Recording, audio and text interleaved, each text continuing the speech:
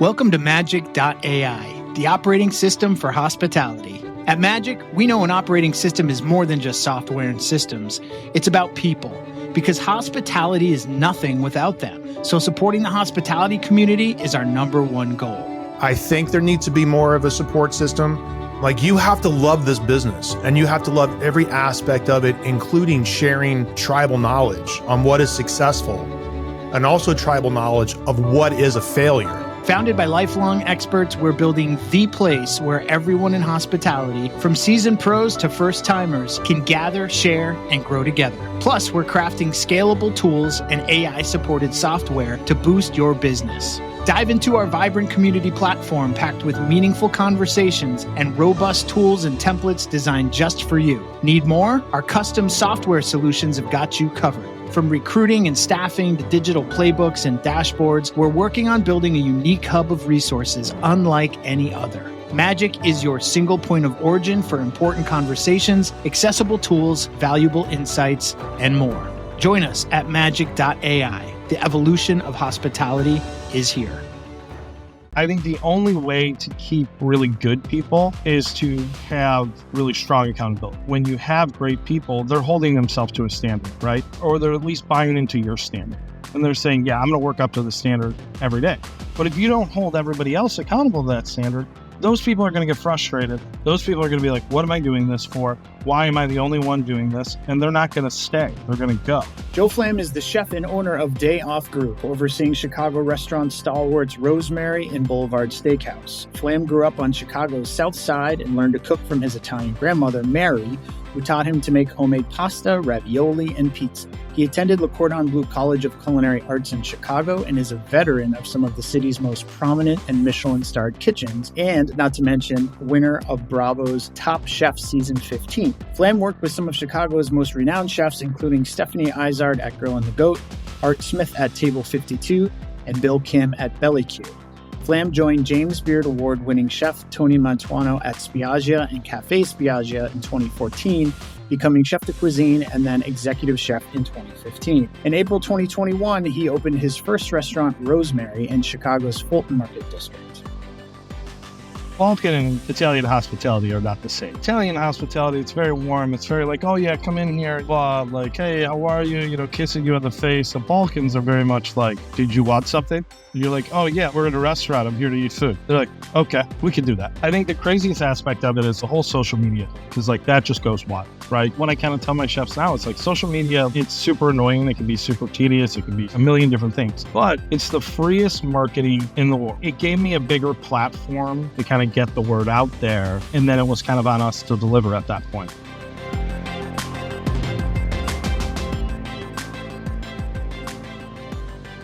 You know, there's so many good chefs here in Chicago, and I get to work for a handful of them.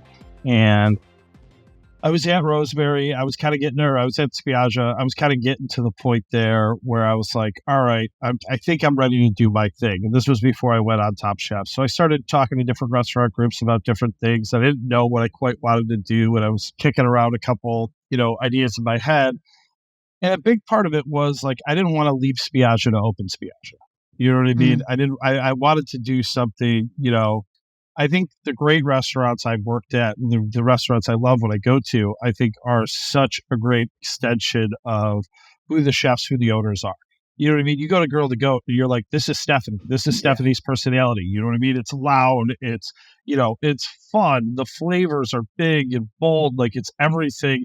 You know what I mean? It's a 7'2" person packed into a 5'3" body, and it's just over the top, art, like going into Table 52 and the warmth of it, of feeling like, you're in the low country of this just soulful place. And I mean, Tony Mantuano being at Spiaggia, you're like, this is, it's one of a kind. You know what I mean? It was Italian culture over everything that happened to have world-class food. You know what I mean? But it was, so for me, it was really important that I left to do something that made sense to me.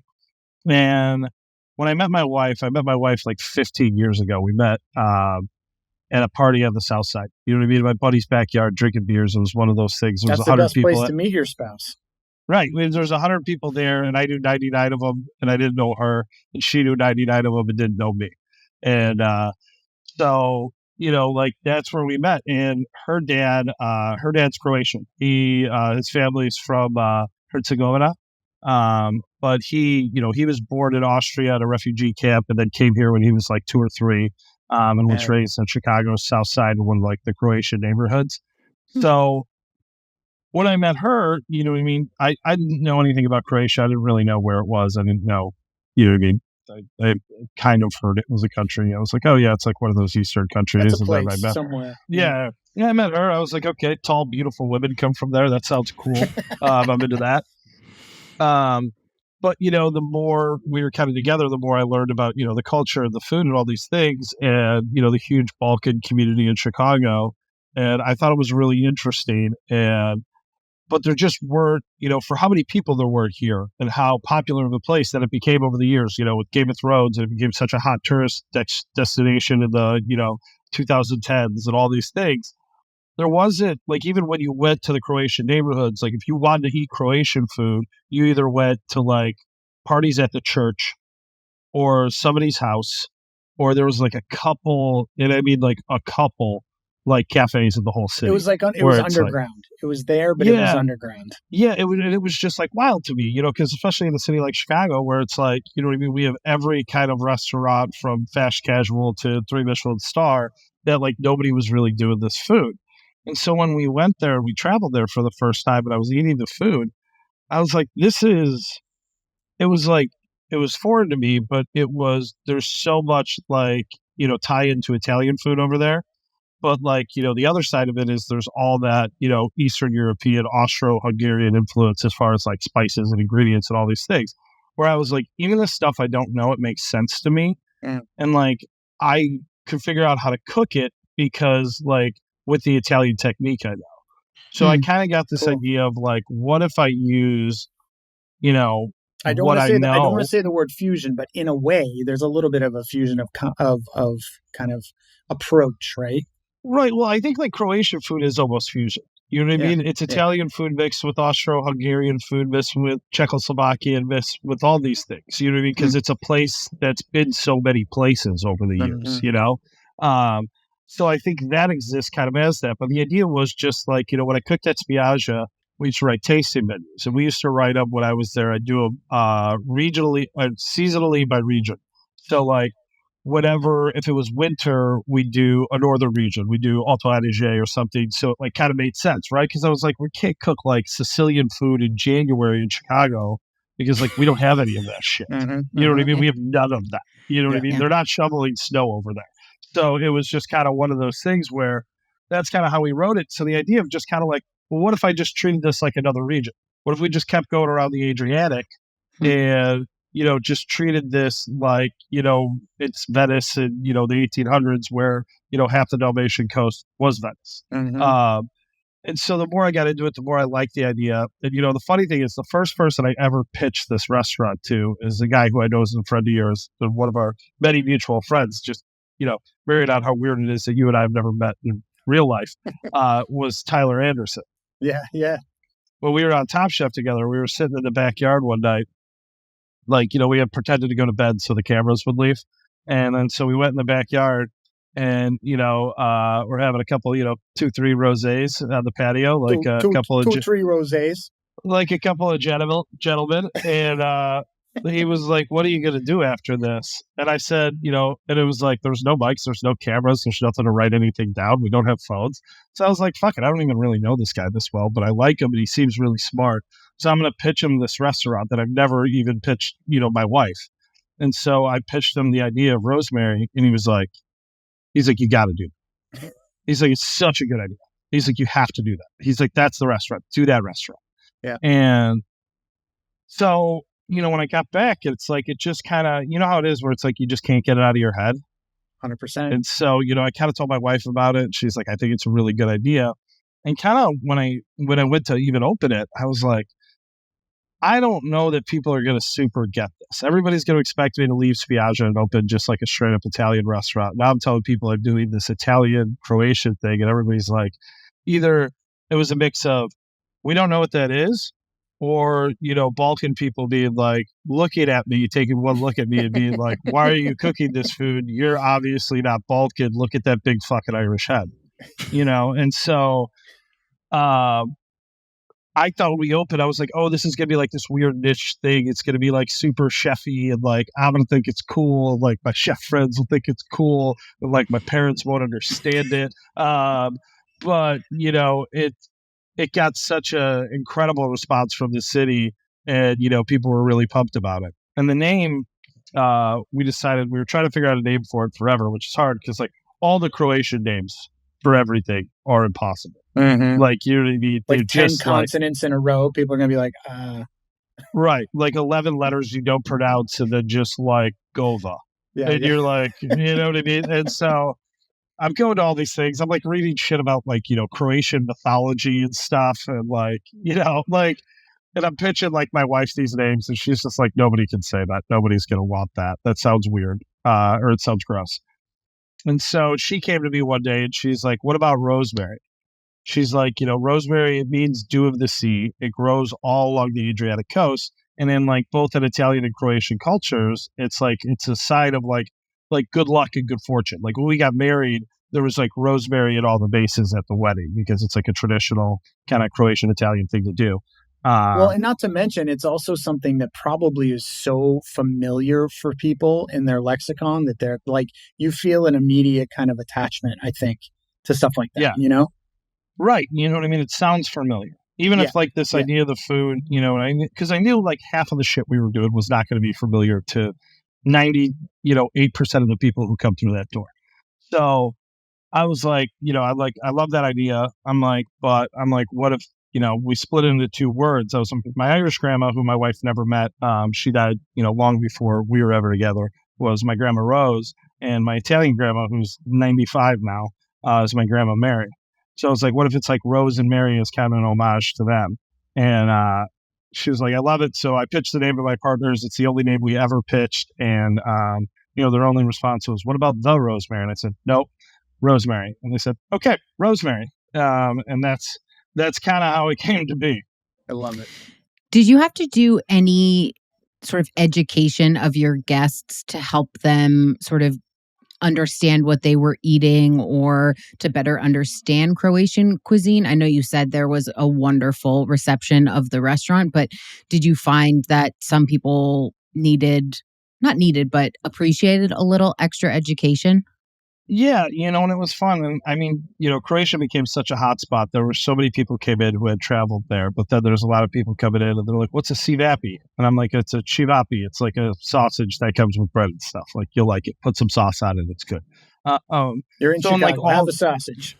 Right, exactly. You know what I mean? And it's like all the words are hard. The civapi comes with lapinja, kaimak, and ivar. You know what I mean? And people are like, I don't know what any of that means. And it's like, fair enough. Like, this is what it is. And so, luckily I had a tremendous staff. And I think my background in Spiaggia, where we trained so hard on menus and we did a ton of research and we did, a ton of kind of back work before we'd launch a menu, that like, I really love that part of it. Like, I'm a really big nerd. So it's like, I just consumed anything I could consume about, Croatian food and culture. And, I would bet any amount of money that I own more Croatian cookbooks than anyone, outside of Croatia. And there's not a lot. So I'm buying all sorts of crazy stuff. I'm buying paperbacks. I'm buying church cookbooks. I bought one that was in German, on accident. And it was like trying to read a cookbook in German. Those church group cookbooks are the best. They're like, with the plastic binder and like shit's been spilled on the pages and you're like, yes, this is I want this. They're like, take one coffee mug, fill it with, you know what I mean, like cigarette ash and AP flour, and lay it out onto the table. You know what I mean? Have three shots and then roll some flour into it. You're like, okay. But so it was a lot of education. And then like the Croatian wines, especially, we probably have the most extensive Croatian wine program. Awesome, right? Yeah, they're so cool. And it's like, we probably have one of the most expansive Croatian wine programs in the States. Yeah. And we get so much stuff where, my whole idea was like, I wanted to treat the wine list like the same as we treat the food menu, right? Where it's like, if we had an ingredient and we only had it for 6 weeks, we're not going to not serve it. because, you know what I mean? Whatever, like, melon season in Illinois sometimes is 4 weeks. So it's like, I'm not going to not serve melon because it's only 4 weeks long. So we took the same approach to wine where it's like, hey, if we can only get 6 bottles of this, I still want it. I want to get 6 bottles of this because it's cool and nobody else has it. And let's sell that 6 bottles. And so we can start to build relationships with these purveyors, the same as we do with our farmers, to be like, hey, when you have this, like, like we're the fucking people you call. We'll take all and like, of it. we're going to be able to like take it and move it. Yeah. And so, it's really evolved over the last, 3.5 years in a really cool place where we get a lot of stuff that, you know what I mean? It's just not even in the country anywhere else. Yeah. So it's like, it was a lot of teaching of that to people. And then a lot of, like Balkan people, Balkan and Italian hospitality are not the same. If you've ever traveled to any parts of the world. Oh, that's interesting. And, Italian hospitality, it's very warm. It's very like, oh, yeah, come in here, blah, like, hey, how are you? Kissing you on the face. Like the Balkans are very much like, did you want something? And you're like, oh, yeah, like we're in a restaurant. I'm here to eat food. They're like, okay, we can do that. So you're like, all right. So Rosemary's, success has obviously led to some other new endeavors like Boulevard and other things, obviously. But can you go into some detail about kind of how you assess your opportunities, whether it's opening a new concept or joining a television show like Top Chef, or like, is there any kind of playbook or at least maybe some bullet points, if you would, for people that are trying to kind of figure out what their next steps are? Yeah, for sure. For me, I think one, it starts with the team. And so, I always say like my appetite for growth only matches my team's. You know what I mean? I can only grow as much as I have the team to grow.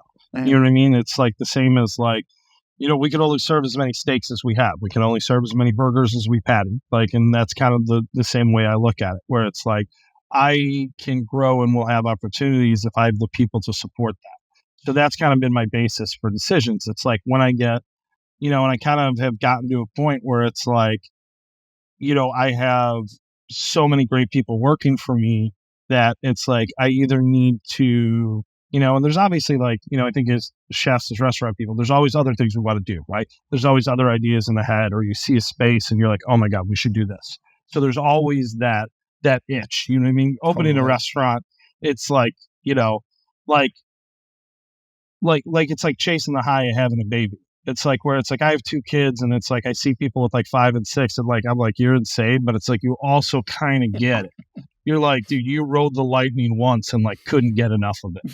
And so it's like, and I feel that way with like restaurants sometimes where it's just like, you know what I mean? It's such a high that it's like, there's always that itch in us to open. There's always that itch in us to do, and so, but I think it's, me slowing myself down to say, okay, well, like, yes, you want to do all these things, but like, let them come to you in time and make sure, when you have the people to do them, then you can do them. Because I think you hit a point through growth. And like, if you're doing it right as like, as a mentor, as a leader, where it's like your people are progressing and they need more. And either you're going to be able to offer it to them or they're going to go somewhere else. And that's okay if they go somewhere else. That's part of what we do. You know what I mean? This shit isn't, right? Right. This shit isn't marriage. You know what I mean? This shit's not for life. Like, so it's like, my whole thing, I always tell them, I'm like, the idea is growth. The idea is progress, whether it's with me or with somebody else. I just want to see you progress. I want you, if you leave here, I want you to go somewhere great and I want you to do well. And I want people to be like, to see that and be like, oh, wow, this person got such a great base there. That's where I would send someone to work. They're the best advocates for people coming and working for me, is the people I put out there where they're like, they're out there and they're kicking ass and they're doing great. I think there's no better, you know what I mean, advocation for, proof of concept for me of like how we do things, how we run our restaurants, how we train, how we try to mentor, and how we try to progress our people. So, I kind of like hitting a point of like where I have people who are ready for more. So it's like, okay, cool. Then we're going to do more because there's stuff I want to do. So if you guys are ready to do it and you guys are hungry and ready to run, like I'll go. And so that's kind of for me is like the first and foremost. You're always ready. Yeah. You know what I mean? It's just like, like I'm a crazy person. Like, so I'm like, like somebody could stop me on the street and be like, I'm thinking about opening a restaurant. Can you talk to me about it for a half hour? And I'd be like, absolutely. Let's sit down at this bus stop. Well, let's talk about, this hot dog stand you want to open in Hoboken for fucking 2 hours. Like, it's like, I can't get enough of it. But so it's just kind of like, that's the biggest one for me. And then I think as far as like other things, like shows and stuff, like, you know, trying to say yes to things that, making sure that I really want to do them and don't feel like I need to do them. Right. Yeah. And so it's kind of, doing Top Chef and doing some other things after that. At the end of the day, for me, it's like, if somebody came to me and they said, you can never do another minute of TV ever again in your life, I'd say, okay. You know what I mean? I did a bunch of cool stuff. I, lived beyond my wildest dreams in that realm. I never thought, you know what I mean? I'm some, shitbag from the South Side. You know what I mean? I was on like some crazy TV show. Like, that was wild. But if somebody came to me and said, like, you could never work in restaurants again in any way, shape, or form, I'd be like, yeah, no fucking way. Like, I can't do it. You know what I mean? So I know where my priority is. I know where my passion is. And I think, from the TV stuff, it's like chefs take it two ways. I think one is like chefs use it as their way to get out of restaurants and they want to be in that TV world to do that. And then I think for some of us, we use it as like, this is my platform to be able to do the thing I love, to be able to get butts in seats, to be able to grow a brand and be able to do restaurants, on a big level. And it's not like there's any right or wrong there. It's just, I think that's kind of the two roads. And for me, it's definitely, the latter of those two roads. So for me, when it's like I get asked TV stuff now, it's like a lot of like, what's the time commitment? When I did Top Chef, I didn't have kids. I have a 5 and a 3-year-old now. So it's like, they asked me to do that international season where they were in London and stuff. And they're like, oh, you got to come for 2 months. And I was like, okay, well, I won't consider it if I can't, because when you go on the normal one, like they take your phone, your computer, everything, you're like cut off from the outside world. Yeah. I was like, I and I didn't have my own business. I'm like, I have 2 restaurants now, I have 2 kids now. I'm like, I have to have my phone when I'm off camera. I need to be able to access my laptop. Like, I got to be able to run my businesses. And I got to be able to talk to my kids. I can't go, you know what I mean? Like, 100%. Your wife will more or less understand. They're a grown up. You know what I mean? Of like, hey, this is going to be a weird 2 months, but hopefully it'll set us up.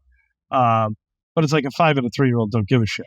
Like, so that's where it's like, now it's like making decisions based on like knowing that like there might be more opportunities down the road with TV. You know what I mean? There's not another opportunity for my son to be 5 and my daughter to be 3. You know what I mean? It's like that, that is just a fact of life. Like, that shit's not coming back. So it's like, I get what I get now. And if I say no to things now that never come back, like, I don't think those will be the things, if I make it to be old and gray, that I'm going to regret. Yeah, I totally agree. Matt and I understand. Matt has 2 boys and I have a 1-year-old. So I understand. So speaking of Top Chef, America fell in love with you. And my wife and I were huge fans of you on the show. And it was partly because I was raised by my Italian grandmother and mother. And my Italian grandmother taught me to cook. And we have family in Italy. And I'm actually working on my Italian citizenship. So, a couple years in the process. So when you were talking about your grandmothers and cooking with them, it really resonated with me. But what was it like winning the show, and how did you navigate the outcome? So you opened Rosemary after. Did you have more opportunity, or was it easier for you to find funding, or did you get butts in seats faster? All of the above. How did that sort of winning, how did that change your trajectory, or speed it up or hinder it? Perhaps, I have no idea. Yeah. So it's super weird because you also have to remember, like, in real time, I won, like, we finished filming at the end of June 2017. So at the end of June of 2017, like, I knew I won Top Chef. My wife knew I won Top Chef. 20 people who were at a bar the night I got home in the backyard in fucking Humboldt Park knew I won Top Chef. But like, nobody knew. You know what I mean? I basically won in a silo. So like, that finale didn't air till March of 2018. Yeah. So it was like, I won Top Chef on Tuesday. I went back to work on Friday. So like, that was wild to just be like, this crazy thing just happened. I can't talk about it. You're in now limbo. I just gotta go limbo like for a while. Right. Now I'm just like, okay, cool. It's inventory. I'm going to go, count veal chops. I'll be in the freezer, guys. Right. Like, yeah, you know what I mean? So like, that was crazy. But then, when the whole thing blew up, I think the craziest aspect of it is like, the whole social media thing. Cause like, that just goes wild. Right. And so, what I kind of tell my chefs now is like, social media, like, it's super annoying. It can be super tedious. It can be a million different things, but it's free. It's the freest marketing in the world. So it's like, to be able to kind of use that as a tool to, promote a new restaurant, to be able to use that as a tool to, when we're trying to, raise funds for something that's important to me, the impact of it is, tremendous. There's nothing else that kind of works like that. Yep. So, you know what I mean? It gave me a bigger platform to kind of like say I was doing these things, to kind of get the word out there. And then it was kind of on us to deliver at that point, right? You know what I mean? Because there's a lot of chefs with a lot bigger platforms than me, with a lot bigger followings than me, with a lot more TV time than me, who have opened places that haven't, sorted out. And I think it's one of those things where it'll give you the platform, it'll give you the stage, but then it's like, you got to fucking deliver. Yep. And so, and I think like I very much knew that in the back of my mind, but that was kind of the crazy part of it. And, and it's like, and it was crazy because like, now all of a sudden it's like you go places and it's like, the restaurant industry is real small, as you guys both know. You know what I mean? It's like, especially like if you cooked in a town for a long time, it's rare you walk into a place and like you don't know somebody. You know what I mean? You're like, oh, there's Totally. there's that busser I worked with when I was 18 who, works at this place now, or that bartender or that line cook or that chef. And, and like where I grew up on the South Side, it was very much like I grew up 5 blocks away from where my dad grew up. You know what I mean? We went to the same grade school. Like, That's wild. everybody in the neighborhood, you know what I mean, knew everybody in the neighborhood. Yep. Like, that's just the kind of place it is. The South Side of Chicago is like its own small town. So it was like, for me, it wasn't weird that people knew who I was, because it's like, that's how we had always existed. Everybody knew everybody. You know what I mean? Like, and so it was just, just felt like that got bigger. And it was like really kind of funny, just like, meeting people places and then being like, oh, like, I think I know you. And it's like, oh yeah, I don't know. Like, you might, like, where are you from? Well, Like, I'm glad that you brought up social media, because we talk a lot on this show about the kind of noise that exists in the culinary world. And, from social media to like too many goddamn events to food festivals and food television, and like the list kind of goes on and on. Tell us, if you would, kind of your approach to creating, a set of goals for yourself as a celebrity chef in a world of like so many flashy objects. How do you cut through the noise and really ensure that like what you're doing is, notable, memorable, and distinctive?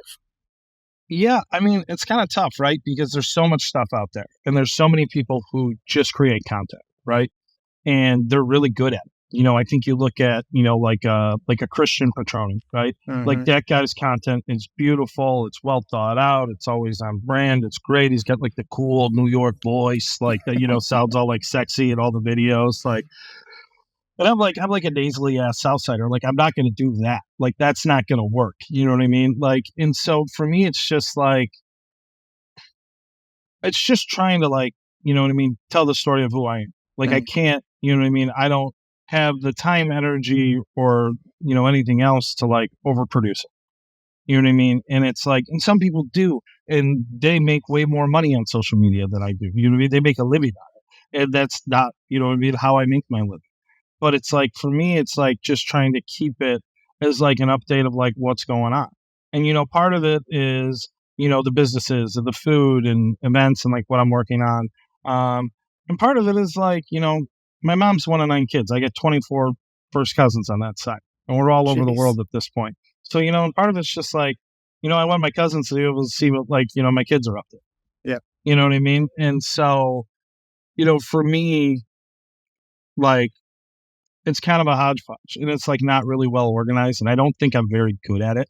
You know what I mean? I think like if I put a lot more time and energy into it, I get a lot more return out of it. I have more followers, whatever. But for me at this point, that just doesn't seem like where I want to put my energy. And so, I think it's always those weird choices, right? When you have multiple restaurants, or you have multiple kids, or you have multiple jobs, or whatever it is, it's like, you're making choices every day. Where am I going to put my energy? And so I think for me, it's just kind of like putting enough into it where it's like we can still get messaging out there, where I can still use it as a tool when I need it. But like it can't be all consumed, right? Yeah. It can't be my whole existence. Like, And and it's hard because it's like, also I think like, I'm of the generation where it's like, I was still, when I started cooking, coming up in kitchens, it was still like, there was no social media. There was, cookbooks and food magazines. So that's where we got our information. And if, you know what I mean? Like, if you wanted to know what they were doing at Favakin, you had to wait for the Favakin cookbook to come out. And then we all read the Favakin cookbook. And we're all like, oh, we're going to cook fucking reindeer. You know what I mean? And like, and like, now it's like you can get on Instagram and be like, oh, wow, look at what this dude's doing in a sub-region of Ghana in a jungle with like, fire and like grandmas. Although I hear those South Side reindeer are pretty delicious. They're really top tier. Top tier. They're a little, you got to get them down though. They don't go down easy. But on top of social media, like, do you feel like now with the development of Boulevard as an example, right? You're moving into some new projects. Like, is there a recipe, I guess, if you will, for kind of a Joe Flamm establishment? Like, is there some DNA that you want to carry through your concepts that would be the same for everything, so that people get kind of a sense of who you are as an individual? Yeah, and I think like, and Boulevard's an interesting one because Boulevard was my partner's first restaurant. And then we opened Rosemary together. So Boulevard's much older than Rosemary. It's like 8 years old. Yep. So I took over that late in the game. So it's like, Rosemary is like, my baby. And this is like my adopted child that I'm trying to like assimilate into my family. That's, already 6 years old. And it's like, you're not my real dad. And I'm like, I know, but like, listen, like, I'm good for you. I swear. You know what I mean? Like, I love you. But taking control of that came after Rosemary. Is that right? Yeah. Right. So I took this over like 2 years ago. Right. So it's been trying to, brick by brick, piece by piece, be like, okay, like it can't be the same, right? You know what I mean? But like what's important. And I think, big parts of that are like, the culture of the kitchen, like how we work, how we cook, how we source. And I think, like we work really hard to try to make it fun. You know what I mean? And by that, I just mean it's like from organization to setup to costing to systems of like, hey, if we take care of everything, like this will be so much less stressful. If we're not sitting down once a week to, freak out about like labor and food costs, like we can sit down once a week and talk about menu. We can sit down once a week and talk about what cookbooks we want to order or what things we want to try or what we're trying to learn or what we're trying to get better at or, what we think working or not. Sky shit. Yep. Yeah, where it's like, but it only works if like we're super tight on everything else, right? Like if we figure out all the kind of, nuts and bolts of the operation first. So, can we get into that a little bit, like the nuts and bolts and the systems that you set up and the operations? What are those sort of daily things that you're keeping an eye on or that you're staying really tight on so that you can have those sort of fun conversations once a week? Yeah. So, I mean, I think like first and foremost, like everybody's got to remember like this is a business. And if you don't run the business, like nothing else matters. It doesn't matter. It doesn't matter how good you cook. It doesn't matter, how good you do anything else. Like if the business doesn't run, the business doesn't run. I used to be told you have to run your business or it will run you, which I love. Yeah. Right. Mm-hmm. And so it's, knowing, especially through growth, I worked for some really big companies where it's like, it was really hard if you wanted to make a big level change because you were so big. So like I worked for Levy, which, Spiaggia was part of Levy, which is like a $2 billion company. They got 1 million properties. So it was like, if you were like, hey, we don't like this operating software, we want to switch to something else. It's like, that's like a $10 million decision. It's not like, oh, like we're making a little choice. So it's like here, especially being growth minded, it's like, okay, like let's make sure we're talking to each other and, doing the same systems at each place from, for me, it's like, trying to make my day have like a standard to it. It's like I wake up in the morning, I read, we have an end of night that goes out that's written by our front of the house managers. So, sales issues, all that, typical. And then I have a secondary one that's written by my chef team that's just for the chef team. And so it doesn't go to ownership. It just only goes to me and my chef team from each restaurant. And it's just a breakdown of like, this is what, there's a few different categories of like, we break it down by station and then, any maintenance things and whatever else. But, like, hey, like Garmo was good last night, but they're still, dragging on this, or we still need to work on this more. And so like, communication's a huge part of it. So it's like, those are kind of my first two things. I get my sales reports from my POS to see what the nights look like if I wasn't there. I read the reviews first thing for both places, but I'm like a real sicko about it. Like if it's all 5 stars, I just delete it. You know what I mean? If there's one bad one, then I read that one bad one and just really, really let it ruin my morning. Just self-deprecating. Yeah. I just, like, I like can't, you know what I mean? You get 1,000 5-star reviews, then you get that 1 star and you're just like, like, it's like, I am taking this so personally, but it's like, there's always never been there. Don't know what you're talking about. Yeah. And the best, one of the best pieces of advice I got on that actually is, when we opened Rosemary, we got a bad review from somewhere, and Kevin Bain from Boca Group reached out to me, and, we talked on the phone for a while. And one of the things he said that I think about all the time is, you're not as good as your best review and you're not as bad as your worst. He's like, the only truth of it is customers. Mm-hmm. He's like, you're either going to be a busy restaurant or you're not. He's like, customers are the only truth.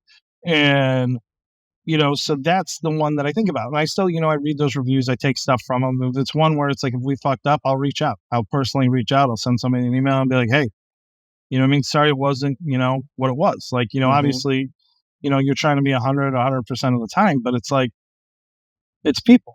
Yeah. Like, you know what I mean? It's the ultimate version of, everybody has a plan until they get punched in the face every day. And so it's like, that opening of the door and letting, 400 people into your restaurant who you don't know, like you have no idea what you're walking into. So it's like trying to set up all those things to be as prepared as possible. But so it's like stuff we do to like keep it organized. It's like, we have a line cook pre-shift every day at 1:30 where we go through the day. We talk about parties, talk about, whatever, like, today's a dish change at Rosemary. So like the last 2 days we've been telling them that, like, hey, dish change is coming Tuesday. These are the dishes that changing. So when you're prepping those things, prep a little bit less. Tuesday, try to make your prep list lighter because you have new dishes on your station. You're going to have to put them up at 2:30 for, all of us to try together. We know we're going to have to put them up at 3:30 again. And we know we're going to have to put them up for staff at 4:15. So it's like, try to make your day light because that's coming. Uh-huh. So like little things like that, and we have like line check forms at both places so that, at 3:30 at both places, checks. Like my chefs are on the line, tasting everything, going through everything. So if we hit that point of service at 5:00 and I'm like, hey, like, why is the sauce not this?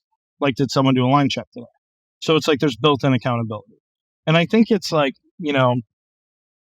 one of those things where it's like, I think sometimes people like, especially like post-pandemic, right? Like we were all like so scrappy for staff. So it was like you were fielding whatever team you had. You were like, I'm going to get some people. I got people doing me favors. I had friends like showing up to do food running shifts or dishwashing shifts or whatever, where I'd be like, I'll give you food, beer, money, whatever you want. You know what I mean? Like I'll babysit your kid for you, whatever you need. Like just please show up and like help me out tonight. But it's like, I think the only way to keep really good people is to have really strong accountability. Because I think when you have great people, they're holding themselves to a standard, right? They're at least buying into your standard. And they're saying, yeah, I'm going to work up to the standard every day. But if you don't hold everybody else accountable to that standard, those people are going to get frustrated. Those people are going to be like, what am I doing this for? Mm-hmm. Why am I the only one doing this? And they're not going to stay. They're going to go. And so, it's like a lot of things have built-in accountability, and and the best is when they start keeping each other accountable. Right. So it's like one of the other things we do, like at Rosemary, and I started doing this at Spiaggia, and I don't know where I got the idea, but I think it was just like one of those things. I'm sure you've experienced it as a chef, where you hire a cook, and they come in, and everybody just bitches about this new cook you hire. They're like, oh, they suck, blah, blah, they're slow. Like, when I was on that station, I would you got to watch that guy, Chef. You got to watch that guy. Right, like, their chives are fucking suck. Like, you know what I mean? And so... keep your eye on him. Right. So at Spiaggia, I got really sick of that. So what I did was I stopped hiring line cooks. So cook comes into stage, end of the night, pull him off the line, pull him in another room, go talk to him. While we're doing that, one of the sous chefs goes up and down the line, pull straw, thumbs up, thumbs down. It's got to be unanimous. Somebody's like, nope. And it was, we started doing this, and it was really, because one of those things was like, it was kind of a realization of like, as that was like my first chef role, is like my interactions with cooks is not going to be the other cooks' interactions with them. They are not going to treat me the same way they treat the people next to them. So it's like, everybody's going to be nice to me. You know what I mean? Like, and that's but if kind they're of not, dope too, because that's kind of dope because that gets them protecting their own community, Right. And it's like when we bring somebody in, and so then it was easy to be like, to build that accountability within them. When they like brought somebody in, they said, yeah, we all want this person. We're good. Like Carolyn, she's in. So Carolyn comes in, and then, the next day Matt's like, oh, like Carolyn fucking, wasn't doing it great on Grand Manger last night. It's like, well, Matt, you wanted Carolyn. And so she's not doing well. Like, you haven't been training her well, and you need to put more time and effort into her. And you need to make sure she knows the standard. She knows the timing of the day, that she's set up for success. And if you can't do that, you need to let me know what you need from me to make that happen. And so it was kind of the thing we started doing. And then we carried that over to Rosemary. And I think like that helps a ton with the accountability, because it's just like this new person comes in and then everybody's responsible for that. It's not just like, oh, like when I was coming up as a cook, I remember going on like a new station for the first time. The guy next to me being like, you're going to fucking go down in flames. Like, dude, you are going to suck tonight. Like, this chef is going to throw a plate at your face. Yep. Like, dude, I can't wait. I can't wait. You have no business being next to me on a line. I've been doing this for years. Like, you're a hack. Like, you suck. And you're just like, yeah, no, I'm gonna do good. I'm gonna do super good. I'm fine. I'm actually a super good cook. You just don't know it yet. So it's, kind of builds in that camaraderie of like, hey, you know what I mean? We're only as good as all of us. You know what I mean? It can't be, if you're crushing it on pasta, but Garmo's going down in flames all night, like, we didn't have a good service. Yep. Like, exactly. It's a team game. I love that. And so that's kind of, one of those like built-in accountability things. And so, through the line checks, through those end of night things, and those end of night things, like always teaching, my chefs, like, be honest with it. If you had a bad service, tell me. So then we can work on it together. Like, I'm not going to be mad at you. Like, but just like, if you got roughed up on the board, like, let me know. So then I know, like, hey, next, tomorrow, like, you and I are going to take the first turn together. And we're going to work that turn. We're going to work the problem, because it's like, you went home, I'm sure, feeling like shit. But if you don't tell me, you're just going to have another bad night on the board because we didn't do anything about it. Yep. Like, you can't just hope things are going to get better through osmosis. Like, they might and they will through time, but it's like, it'll happen a lot quicker if you ask for, the resources you need. You got to work the problems out. I like that. I got one more for you, and then we're going to get to a little bit of a lightning round. So, I kind of want to hear about what's next for Day Off, because I've heard some rumblings. I have to admit, I've heard some rumblings about potential new projects, but I want to hear it from your mouth. What's next for Team Flamm? So the next thing we're working on right now is called Il Carciofo. So Il Carciofo, the artichoke, is a restaurant we're opening in December. It's going to be a Roman restaurant. I love Rome. It's like one of my favorites. Roman pasta is just, it's next level. And I think it's so incredible. And I think like the food of Rome somehow is underrated for being such a big city. And it's like kind of one of those things. It's like, as it's like, it's like, I feel like Italians, like, if they're not from Rome, they're like, that place sucks. They're like, it's big, it's loud, it's busy, it's dirty. And I'm like, that's all the things I like. Yeah, you know what I mean? Like, I'm a city kid. You know what I mean? Like, and I'm like, so I love big cities. And so it's like a place that I instantly fell in love with. And I just felt like it was one of those things where it's like, you see people do some ramen stuff, or they do versions of. And I think mostly, especially in the States, we see versions of. You know what I mean? Nobody just does. When you go to Rome, you order a carbonara. It's a fucking carbonara. It's not like, oh, this is like, a sous vide egg on top of noodles with bacon and, like cheddar cheese. And so, like, the idea of doing something like super focused Italian is really, really exciting to me. And the idea of doing Roman and doing it, like trying to do it as like true to form as possible, right? Mhm. Of like, like it's not a version of. Like we're gonna do carbonara, we're gonna do Grecia, we're gonna do amatriciana, we're gonna do cacio e pepe, we're gonna do Roman style pizza, we're gonna do supoli, and just try to do, the best version of it we can do. And not a version of it that's not what it is, but just like let's get this pasta just right. Let's get the perfect eggs for this. Let's make sure we have the guanciale we want for this. Let's make sure we source the right pecorino for all of these things. So it's just like really dialing in on like the technique of it. And I think like that to me is like Italian food at its core, from like what I learned from like, Tony Mantuano. So I love Dear it. God, I can't wait to eat at that restaurant. That sounds amazing. That's fantastic. We joke that my wife and I went to Rome and we ate so much pasta that she felt so ill because she just had like no vegetables or protein for a Right. week and like just ate pasta. And she said, if you don't go to Rome and feel sick when you leave, did you do it right? I mean, like, did No, you even didn't. go to Rome? You're completely right. The thing is like you walk like 10 miles a day in Rome, though. You do it It's like so it's spread and out. steps, and you do a lot of steps. Yeah, right. you Like do. it's one of the greatest walking cities I think on earth, because it's just, I mean, the architecture, the history. It's just so like beautiful. You know what I mean? It's like you stop at a wine bar and you're like, oh, there's the Colosseum. It's like, what? Yep. And it's like, I remember the first time I went there, I was there with my cousin who's, like a history and kind of architecture buff. And I was like, look at this building. It's incredible. He's like, that building is only 600 years old, so nobody gives a shit about it. And you're like, this would be the oldest building in our country. Yeah. It would be the most spectacular thing in any city in the United States. And it's in the middle of Rome. So everybody's like, yeah, that thing's like whatever. We got 1,000 of them. Who is the one person you hired that transformed your business?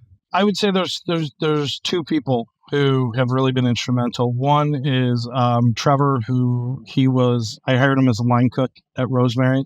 And he was my CVC of Rosemary. He's my CVC of Boulevard now, and he'll be my CVC of Carciofo. And he's just, one of those cooks where you're just like came in hot and was just like, I'm going to eat up everything you throw at me, and has not stopped. And, one of those people who just, I genuinely enjoy being in the kitchen with. And like, we just have an absolute blast, come hell or high water. I know, the dude's down.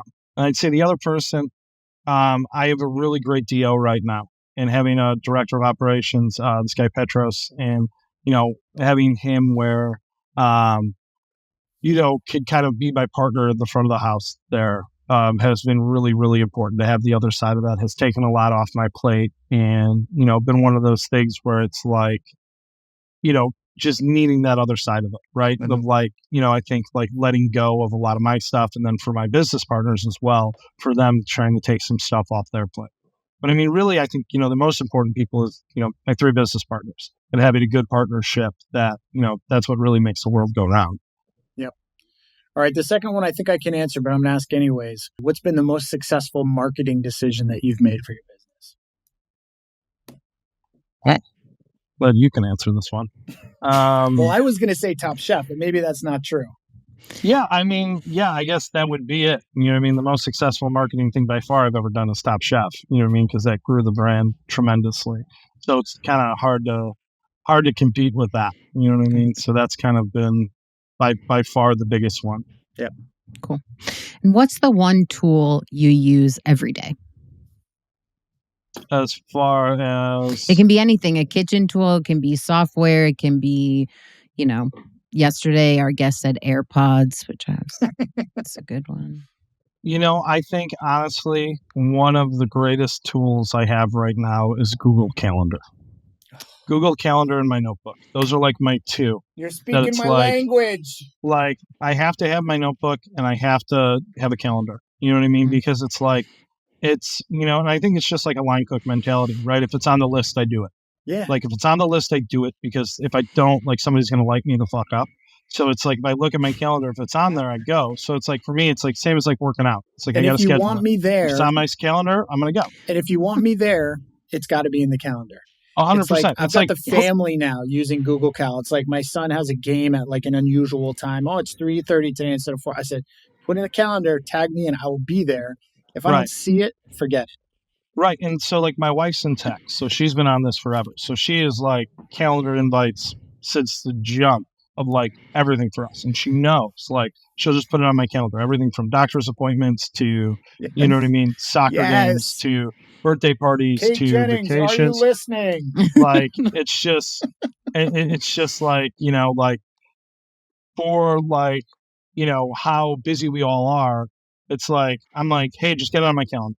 It's, you know what I mean? I'm like anchor man with the teleprompter. If it's on there, I'm going to do it. You know what I mean? So it's just like, get it on there and I'm going to get it done.